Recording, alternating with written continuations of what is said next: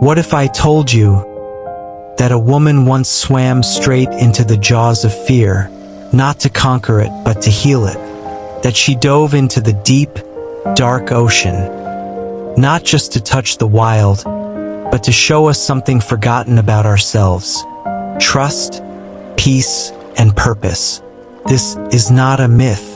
This is not a movie. This is the true story of Christina Zenato, the woman who loved sharks, who removed their pain, and who rewrote fear itself.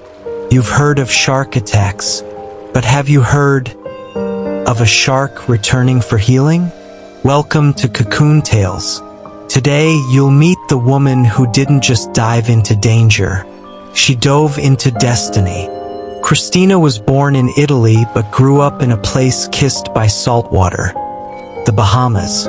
While other kids played on swings, Christina's playground was the sea. Her father was a commercial diver, and young Christina often watched his silhouette disappear into the water. Bold, unafraid, silent, she was captivated. The ocean wasn't just a view, it was calling her. But lurking within that ocean were legends. Sharks are killers, they said. Sharks are mindless, they warned. Christina heard it all, but something in her resisted. She didn't feel fear, she felt curiosity. From a young age, she knew two things. One, that she would never live far from the ocean. And two, that she needed to understand what lived in its depths. Studio microphone narrator, slightly dramatic. At 22, she became a professional diver. But her goal wasn't beauty. It wasn't coral reefs or colorful fish. It was the one creature everyone avoided. She wanted to meet the shark. Christina entered the ocean, diving among Caribbean reef sharks, wild, unpredictable, and capable of lethal force. Most divers used cages. Most stayed far away. Christina, she approached them, slowly, calmly, carefully, and what happened next was nothing short of a miracle. The sharks didn't attack. They watched. They circled, curious, and eventually, they allowed her to touch them. Not just one, but many. Soon, she was hand-feeding them, using only chainmail and composure. But then came the turning point. A female shark appeared with a deep gash and a fishing hook embedded in her jaw. It was rotting, and in that moment, Christina saw pain, not danger. She reached out. Slowly, gently, she pulled out the hook. The shark didn't fight. She stayed still, and when it was over, she didn't swim away. She lingered, as if to say, "Thank you." Christina realized something profound that day. These creatures we feared were not killers. They were wounded, and they needed someone to care. Word spread. Christina became known as the Shark Whisperer. One by one, injured sharks began returning, as if they knew she was the only one who could help. Some even lay in her lap like puppies, letting her pull metal from their mouths. Over the years, she removed hundreds of hooks.